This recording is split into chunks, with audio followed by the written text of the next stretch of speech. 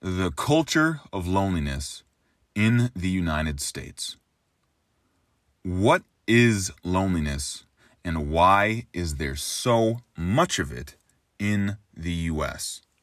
To set the scene, let's look at a few examples of loneliness. Example 1. Lonely from technology. Rose just got a new job in a new city. After her first week of work, she goes home on Friday evening. She doesn't have any new friends yet, so she goes on Facebook to see what her old friends are up to. One of her friends is at dinner with her significant other, another friend is partying downtown, having fun, and her final friend is having a wine night with a tight-knit group of girls. After 10 minutes of looking at what her old friends are doing, she shuts her computer down, curls up in a blanket on the couch, and cries. Example 2. Lonely at work. John is golfing with his work pals to celebrate the new account he and his team just landed. Hoo-yah! On the back nine, though, he realizes the guys are talking about the same stuff they always talk about. One of his pals is talking about how well he did in fantasy football this last week. Another of his work buddies is talking about how well his workout went the other day and how much he can bench now. The other buddy is talking about the specs on his new car. John realizes that this is all guy talk. He realizes he doesn't really know anything about these guys. He wonders what they're actually like underneath their bravado. Example 3. Lonely because of appearances. Sarah's family and friends are concerned about Sarah's dating life. She hasn't dated anyone in a while, so they're wondering what's going on with her. She wants to change how they see her, so she goes on a date with a guy she just met. At the date, she realizes that he's nice, but she doesn't really feel a spark. Nonetheless, they start dating, and her family is now happy for her, but she feels like something is missing, like the relationship isn't quite a match. Example 4. Lonely times having fun. Peter is out at a club with his party friends for the 5th week in a row. While dancing, he realizes he needs to take a breather. He takes a break from dancing and posts up at the bar. He looks across the dance floor, and a sudden pang of emptiness hits him. Is this all there is? He thinks. I don't know any of these people. And all we do is go out every single weekend. All we do is drink. All we do is dance. Something's missing. Am I doomed to partying with people I barely know for the rest of my life? Each of these examples points to defining elements of loneliness. Rose feels lonely because she is alone in a new town. John feels lonely because he doesn't know his work colleagues on a deep level. Sarah is driven into a lonely relationship in which something is missing because she wants to keep up appearances, and Peter feels empty because his party lifestyle is missing something. Loneliness is the emptiness we feel when we're missing connection. Loneliness is what we feel when we're alone, yes, but it is also what we feel when we're with people we don't feel connected to. People who don't know you, don't relate to you, and can't connect with you make for lonely company. Unfortunately, this is all too common in the United States. So why? Why is this the case? Each of these stories point to a cultural trait in the U.S. that makes people lonely. The first trait of U.S. culture that contributes to loneliness in the U.S. is our addictive relationship with technology. If you've been in public recently, you know what I'm talking about. People are always on their phones. People are constantly scrolling social media feeds. On top of this, people are glued to their TV screens late at night. There's a reason why people have such powerful connections with technology in the US. It is because we are addicted to it. This tech addiction affects our relationships. As we spend more time corded into the tech world, we have less time to spend in the real world with others. The more technology sucks us in, the more disconnected we become. This contributes to loneliness. The irony in this is that technology is supposed to make us more connected, not less. Social media is supposed to make us more connected, not less. But this isn't what happens. Technology drives us apart. It encourages superficial social connection. It encourages people to present themselves in unrealistic lights. It discourages people from showing the depth of their lives. And it encourages destructive social comparison that breeds envy, which makes people self-conscious, self-centered, and thus disconnected.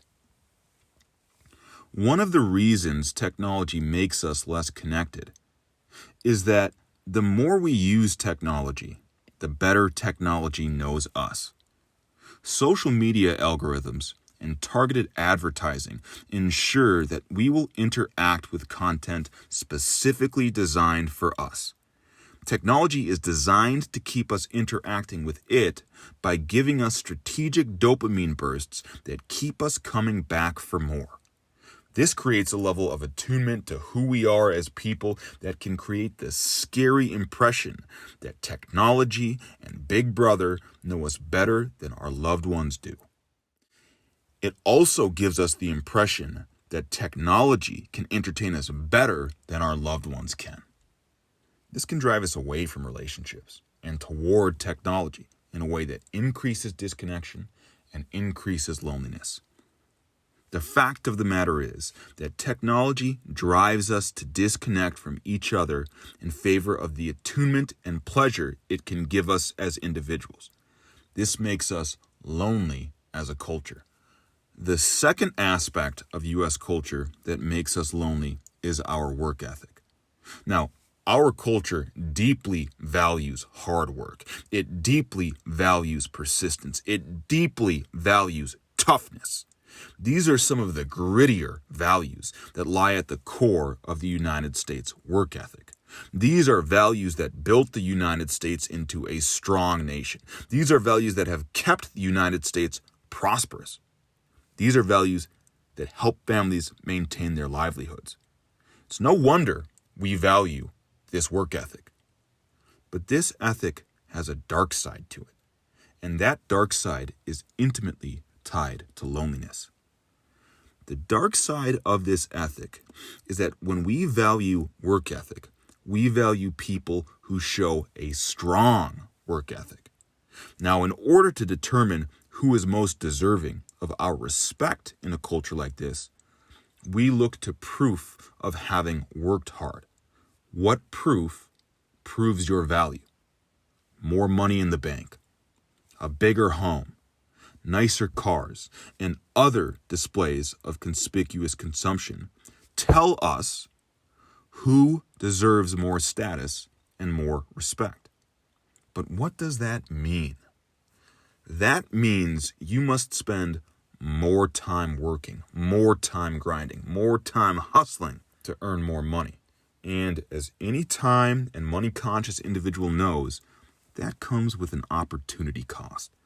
The more time you spend with your nose to the grindstone, the less time you spend connected with others, and the more lonely you become. One of the byproducts of this culture is that we tend to confuse the rewards achieved by the super achievers in our culture with a well-lived life. We tend to confuse high status, lots of money, expressions of conspicuous consumption. We tend to confuse those things with a well-lived life. For some people, it is an expression of a well-lived life.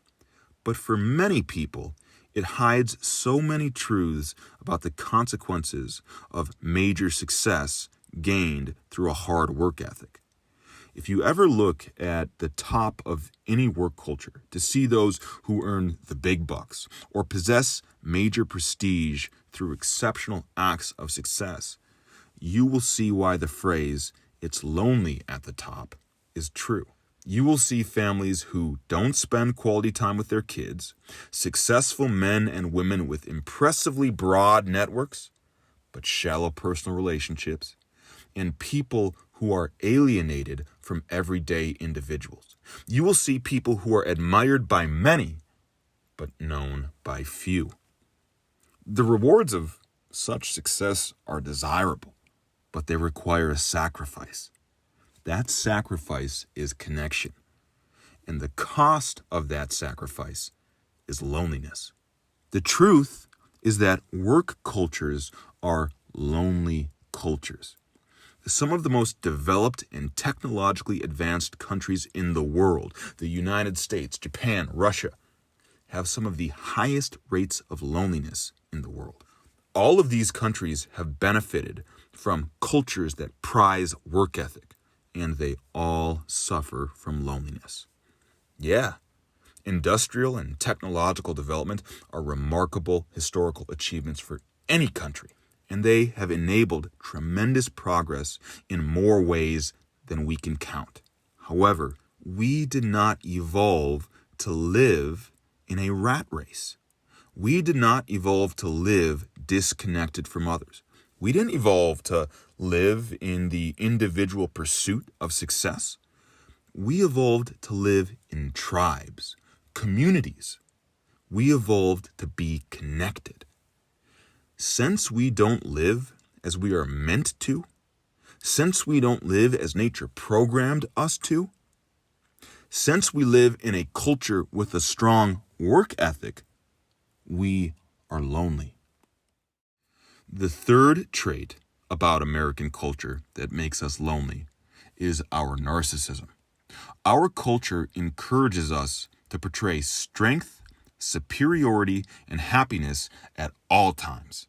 Along with this, it discourages us from revealing our moments of weakness, shame, disappointment, and difficulty. This is a culture in which revealing normal human struggles tends not to be socially acceptable.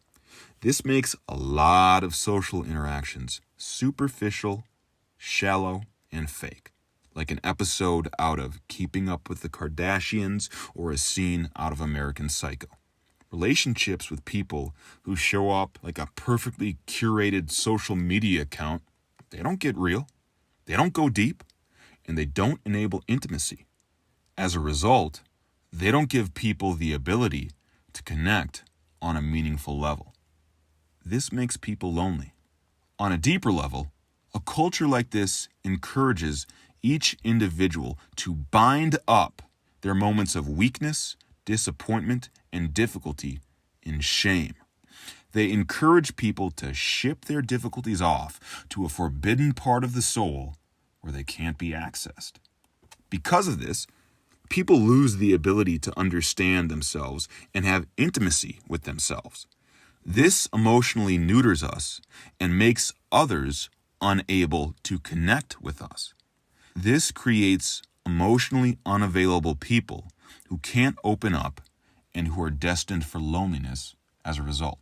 If you think this destiny spares either gender, you would be wrong. This destiny does not discriminate. Men and women are equally affected by this. Men face pressure to achieve the image of masculinity, to be continually strong, dominant, and stoic, in spite of the fact that life will weaken you, dominate you, and stir you in inevitable moments of difficulty. On the other hand, women face the pressure to achieve the image of femininity and motherhood, to be well connected to other women, to have a perfect, loving family, to have it all together, and to never complain while bombarded with constant demands. But that is asking for near sainthood. And what woman can possibly live up to that? With these expectations, men and women are discouraged from talking about where they struggle, and that creates a part of them that they can never open up about, which makes that part of them desperate for connection and lonely. Narcissistic cultures make it so that you can't reveal the vulnerable aspects of who you are without being censored socially. So people learn not to reveal these aspects of themselves, and they learn to feel lonely by not being able to connect with others in their vulnerability. The final trait of our culture that disposes us to loneliness is the hedonistic aspect of it. Our culture encourages us to drink and be merry. It encourages us to party and have a good time. From happy hours after work to weekend nights on the town to tailgates before the big game. Our culture encourages us to live the good life, round the clock. Don't get me wrong, a little bit of devilish hedonism can be fun from time to time, but the need to live the good life 24/7 and to always be on the emotional up, that's not a prescription for healthy connection. That's a prescription for loneliness. Why? Fundamentally, a culture of hedonism is not a culture of meaning. It is not a culture of depth or intimacy. It's all about having superficial fun. It's not about forging strong, enduring connection. Again, there's nothing wrong with having a good time. It's incredibly fun to live this way. And actually, it's a part of a rich, balanced life. But when you always live this way, the clock runs out on the fun. The high wears off, and you wake up with people you don't know and who don't know you. A popular song that captures this idea well is Mike Posner's I Took a Pill in Ibiza. This song was immensely popular when it came out in 2016. And the remarkable part about it is that it perfectly encapsulates the loneliness that lies at the core of hedonistic cultures. The song is a tropical house song, the kind you'd expect to hear in a club late on a Saturday night, and it's got a catchy beat. It really is the kind of song that would make you feel nothing but good. But when you listen to the lyrics, it communicates a totally different message.